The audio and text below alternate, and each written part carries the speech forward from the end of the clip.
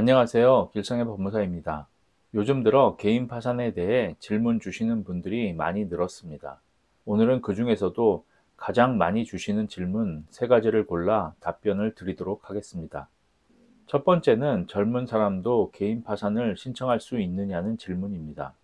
아마도 나이가 어린 사람은 개인 파산을 신청할 수 없고 무조건 개인 회생을 신청해야 한다는 오해가 있는 것 같습니다. 그러나 법에서는 나이와 관련해서 아무런 제한도 두고 있지 않기 때문에 젊다고 또 나이가 어리다고 개인 파산을 신청할 수 없는 것은 아닙니다.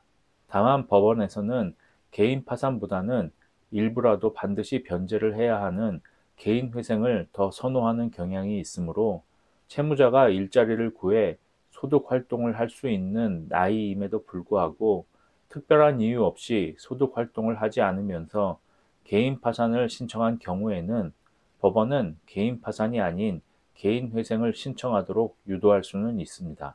하지만 이때 신청인에게 정신적, 신체적 질병 또는 가족 부양 등의 사정으로 최저생계비 이상의 소득을 얻기 어려운 특별한 사정이 있다면 이것을 법원에 소명하여 나이와 상관없이 얼마든지 개인 파산으로 면책 결정을 받을 수 있습니다.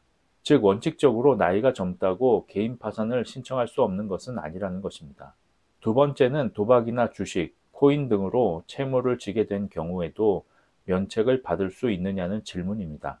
개인 회생에서는 도박이나 주식, 코인 투자가 면책 불허가 사유가 아니지만 개인 파산에서는 이런 경우를 면책 불허가 사유로 규정하고 있어서 어떤 사무실에서는 무조건 개인 파산이 안 된다는 식으로 안내하고 있는 경우도 있습니다.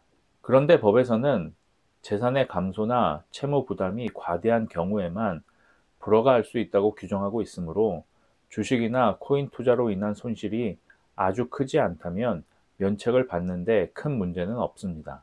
또 손실이 큰 경우라 하더라도 면책을 해줄 만한 특별한 사정이 있는 경우에는 법원에서 재량으로 면책을 해줄 수도 있으므로 주식이나 코인 투자로 손실을 보신 경우 무조건 개인 파산 신청을 포기할 것이 아니라 전문가와의 상담을 통해 재량 면책의 가능성에 대해 알아보시는 것이 좋습니다.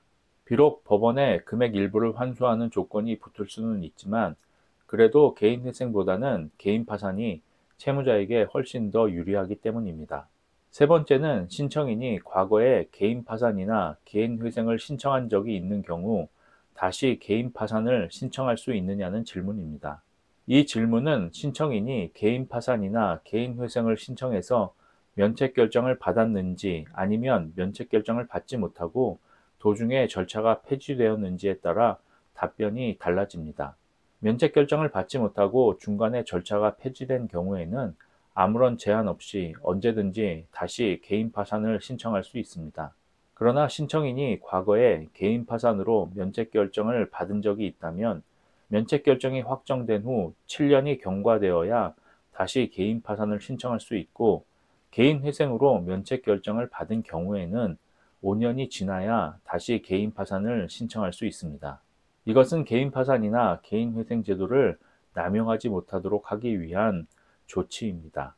오늘은 개인 파산 의뢰인들이 자주 질문 주시는 세 가지 내용에 대해 말씀드렸습니다. 오늘의 영상이 도움이 되셨다면 좋아요, 구독 부탁드립니다. 감사합니다.